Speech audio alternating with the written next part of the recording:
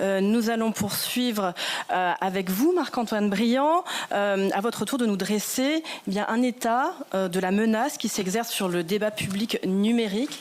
La façon d'y répondre sont des défis pour l'État et pour la société. Merci beaucoup, bonjour à toutes et tous. Alors malheureusement, je vais prolonger la caution anxiogène de Madame la sénatrice en vous parlant un peu de menaces. Alors peut-être juste un tout petit mot pour celles et ceux qui ne connaissent pas bien Viginum. Donc Viginum, c'est un service d'État qui est rattaché à Matignon, notamment une structure qui s'appelle le Secrétariat Général de la Défense et de la Sécurité Nationale. C'est un service qui a été créé en 2021 avec une mission très particulière, qui est une mission opérationnelle de détection de ce qu'on appelle les ingérences numériques étrangères. Alors je veux juste dire un tout petit mot rapidement avant de vous parler de la menace.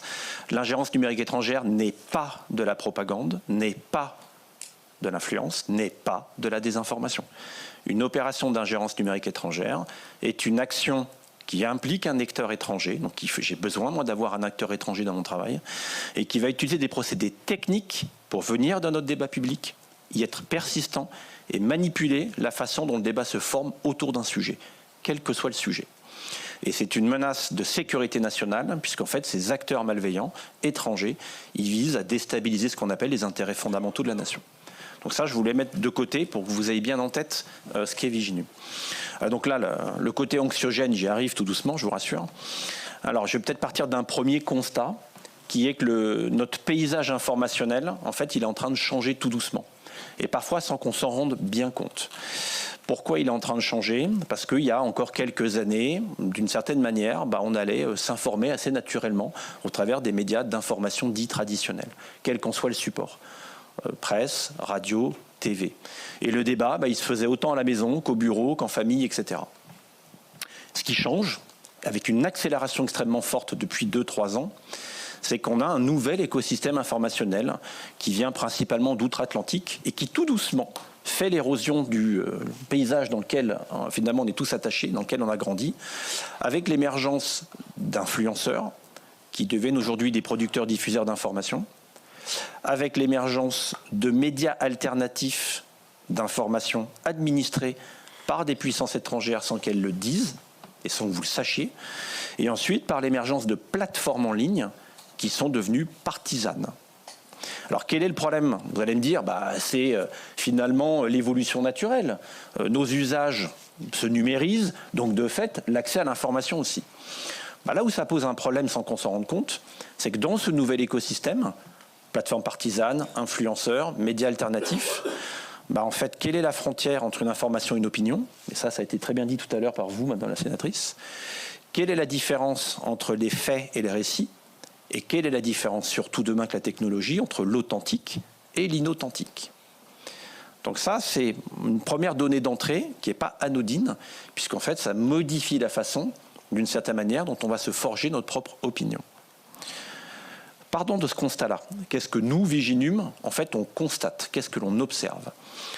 Notre débat public numérique, puisque c'est un peu la raison d'être de Viginum, c'est la protection du débat public numérique, en fait, il est soumis à au moins 2 facteurs de pression.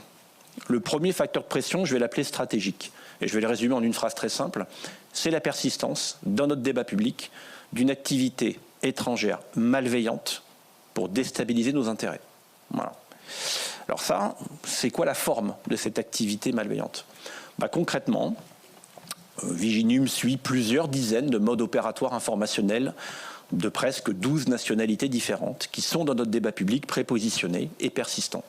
Pour une raison toute simple, c'est qu'en France, en tant que démocratie, notre débat public, il est libre et ouvert et c'est bien normal. Et parce qu'il est libre et ouvert, il est attractif, donc il est exploitable. Et de là, vous avez donc des gens, des acteurs étrangers, étatiques ou non étatiques, qui au travers de faux comptes, au travers de faux sites d'information, parfois de sites d'information dont l'identité a été usurpée. Il y a certains modes opératoires très connus pour faire ça, notamment liés à la Russie, au travers de chaînes Telegram, au travers de tout un tas d'autres vecteurs. Ces gens sont persistants, sans que vous en rendiez compte, et diffusent du contenu manifestement inexact ou trompeur, et surtout cherchent à en amplifier la visibilité par tout un tas de procédés techniques. Et bien souvent, quand on n'y prend pas garde, et ça peut arriver à tout le monde, on a l'impression que ce que l'on voit circuler est une information provenant d'une source fiable. C'est faux. Voilà. Pour vous donner un chiffre, l'activité de Viginum, donc, qui est une activité de détection et de caractérisation, en moyenne, on voit, on détecte à peu près entre 300 et 400 phénomènes inauthentiques dans notre débat public chaque année, et près de la moitié sont des tentatives ou des opérations d'ingérence numérique étrangère. 95% d'entre elles ne produisent pas d'effet, pas de visibilité. Les 5% restants peuvent avoir une visibilité massive et probablement déstabiliser un débat public autour d'une élection, par exemple. Ça, c'est le premier phénomène, qui est aujourd'hui le cœur du métier de Viginum. Le deuxième facteur de pression, je vais l'appeler plutôt systémique. Et là, il n'est pas lié à la persistance d'une activité étrangère malveillante dans notre débat, il est lié plutôt aux mutations profondes du terrain numérique. Donc je vous donnais tout à l'heure la donnée d'entrée qui est cette mutation du paysage informationnel. Si j'en viens à la question des plateformes, ça se traduit comment concrètement? Eh bien c'est assez simple. Vous avez évoqué tout à l'heure la question du jeu des algorithmes. Donc je vais vous donner un exemple très concret qui va parler à tout le monde. Décembre 2025, une vidéo sur un coup d'État en France. Ça vous parle, je pense, une diffusion qui a eu beaucoup de vues.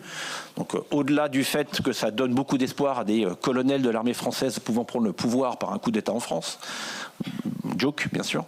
Donc, au-delà de cette petite anecdote blague, la réalité, c'est quoi? C'est que là, on a une opération qui est une ingérence numérique étrangère. Sauf qu'en fait, elle n'a pas du tout été faite pour déstabiliser politiquement le pays. Elle a été faite pour gagner de l'argent. C'est une opération d'ingérence numérique étrangère à finalité lucrative. Et pourquoi c'est un problème? C'est qu'en fait, c'est relativement colossal, puisque c'est une activité qui est récurrente maintenant sur les plateformes en ligne, du fait du jeu des algorithmes et de la capacité à pouvoir monétiser très rapidement des contenus viraux, parce qu'on exploite les biais algorithmiques qui donnent de la viralité à des contenus sensationnalistes, polarisants, tout ce que vous pouvez imaginer, et ben vous allez vous retrouver exposé, vous internautes, alors vous ne le souhaitiez pas, à des contenus qui sont clairement des contenus complètement faux, inexacts, trompeurs, qui vont vous mettre en doute, et tout ça est fait simplement pour que des gens gagnent de l'argent.